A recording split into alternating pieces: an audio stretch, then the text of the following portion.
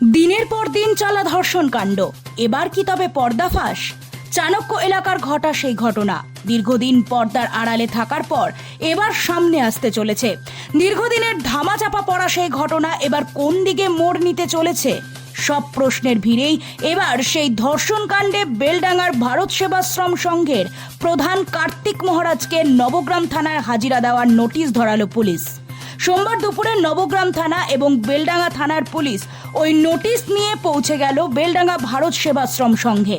সেখানে কার্তিক মহারাজ অনুপস্থিত থাকার কারণে তার প্রতিনিধিকেই আইনি চিঠি ধরালো পুলিশ। আজ সকাল 10টার মধ্যে নবগ্রাম থানায় হাজিরা দিতে হবে কার্তিক মহারাজকে। উল্লেখ্য, নবগ্রাম থানার চাণক্য এলাকায় বহরমপুরের এক মহিলাকে চাকরি দেওয়ার নাম করে দিনের পর দিন ধর্ষণ করেছিলেন কার্তিক মহারাজ, এমনটাই অভিযোগ তার বিরুদ্ধে।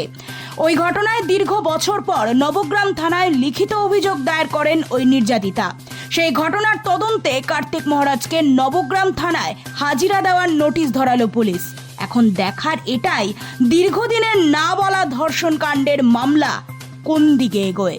ওই যে এফআইআরটা হয়েছে ওনার এগেনস্টে মহিলার তাই ওনাকে হাজির হওয়ার জন্য বলা হয়েছে। কোথায় হাজির হবেন? নবগ্রাম থানায়। নোটিশ দিয়ে গেছে কার নামে? একটা স্বামী প্রদীপ্তানন্দজি মহারাজের নামে। কি নোটিশ দিল পুলিশ? নোটিশটা আমি পড়িনি, আমি বলতে পারছি না। নোটিশটা আমি দিয়েছি, আমি রিসিভ করলাম। হ্যাঁ, এবার পড়লে আমি বিষয়টা বুঝতে পারবো কি ব্যাপারটা। Bureau report, Nobel Bangla.